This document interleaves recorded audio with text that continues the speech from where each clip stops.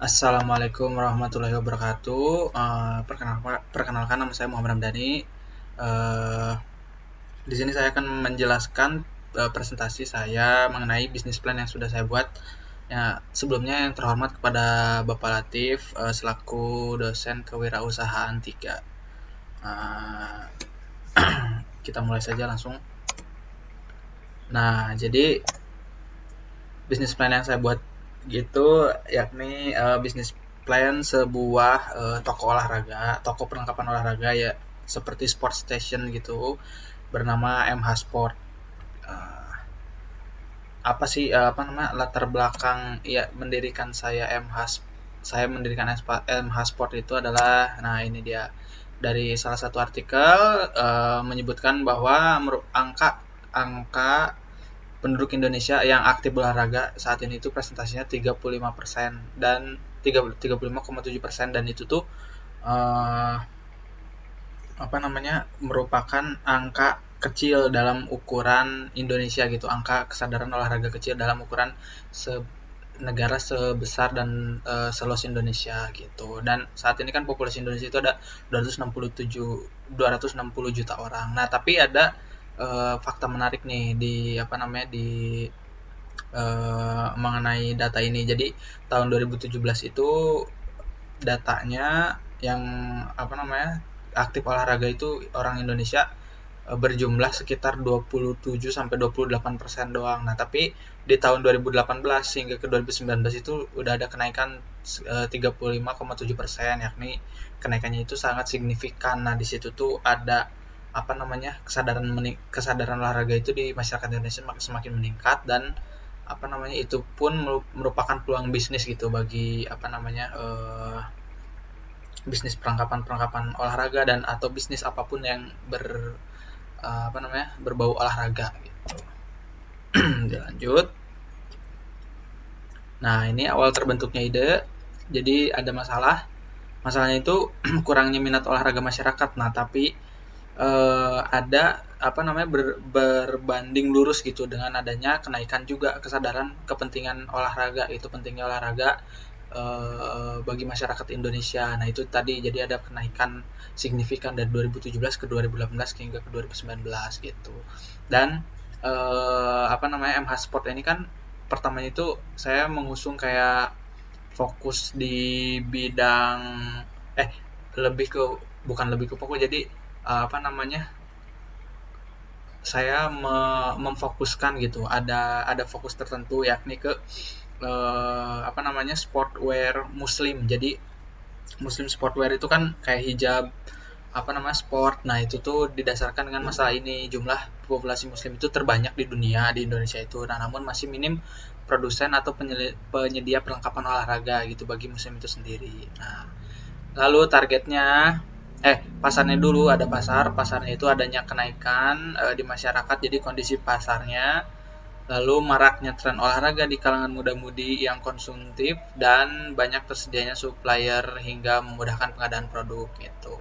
Lalu targetnya sendiri masyarakat Indonesia itu aktif berolahraga ya. Jadi apa namanya masyarakat Indonesia yang aktif berolahraga targetnya. Lalu kaum milenial yang mulai mengikuti tren olahraga, kayak yang baru-baru sekarang ini kan ada tren bersepeda gitu. Lalu ada para atlet dan olahragawan profesional dan masyarakat perkotaan maupun pedesaan. Dan apa namanya alasan lainnya juga olahraga kan merupakan hobi utama saya gitu. Nah, jadi dari apa segi peralatannya sendiri saya sangat sangat merasakan gitu bahwa peralatan yang berkualitas itu akan menunjang kegiatan olahraga dengan baik gitu, dan apa namanya bisa terhindar dari kecelakaan-kecelakaan seperti cedera dan lain-lain gitu. Lanjut. Ini dia MH Sport, the support system for your activities. Jadi MH Sport ini merupakan sebuah toko olahraga yang menyediakan berbagai perlengkapan alat serta aksesoris yang berhubungan dengan kegiatan olahraga. MH Sport juga memiliki fokus pengadaan peralatan olahraga bagi kaum muslim, khususnya muslimah, melalui Muslim Corner. Nah, jadi Muslim Corner itu ada nanti kita itu bikin semacam sport station. Nah, di sport station itu ada salah satu wilayah namanya Muslim Corner. Nah, di situ tuh ada berbagai macam perlengkapan olahraga bagi muslim khususnya muslimah gitu kan, yang secara khusus seperti apa jilbab apa namanya olahraga itu kan harus khusus, bahannya harus khusus, apa-apanya gitu. Lalu, nah ini di analisis SWOT. Jadi dari strength, dari kekuatannya dulu, brand yang dijual itu sudah memiliki kekuatan tersendiri. Jadi seperti apa kan kita pengadaan.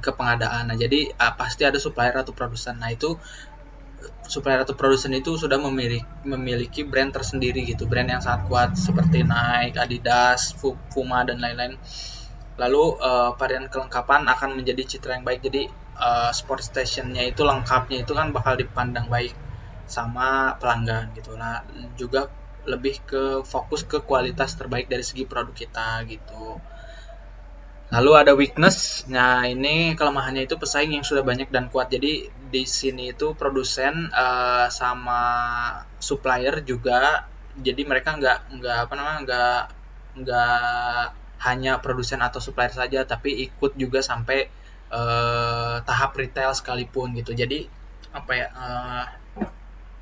bakal lebih kompetitif gitu pasarnya, dan tergantung pada stok dari produsen dan supplier. Jadi buat pengadaannya itu kita tergantung sama mereka. Lalu opportunity-nya, permintaan olahraga akan terus bertambah dan tidak akan pernah surut. Seperti tadi data tadi kan ada kenaikan terus setiap tahun. Lalu sudah tersedianya produk olahraga khusus, tapi sudah tersedianya produk olahraga khusus muslim. Nah, tapi penyediaannya itu masih kurang. Nah, jadi ini yang akan di-blast oleh MH Sport sendiri.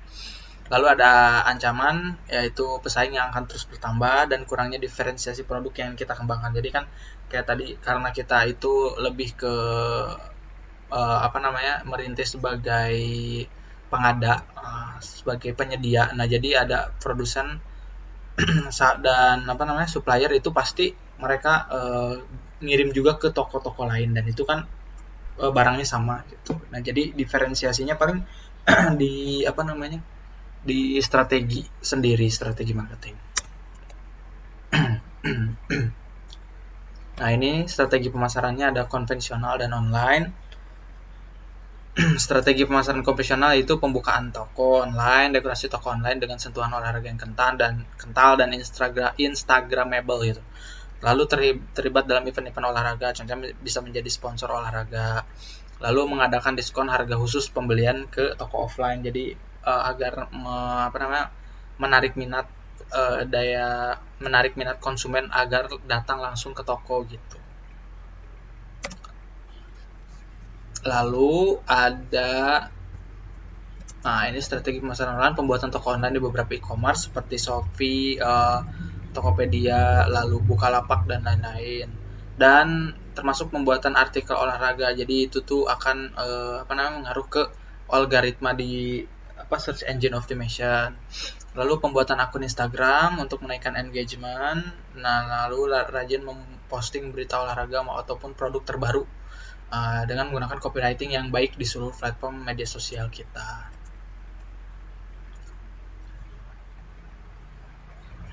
Nah, ini ada kebutuhan budgetingnya, ada meja dan kursi, hanger kaca, rak pakaian, rak sepatu, mesin kasir, meja kasir, manekin, keranjang bola, tempat sampah, peralatan kebersihan, toilet set, air conditioner, dan sound system. Itu total modal awalnya 45.800.000.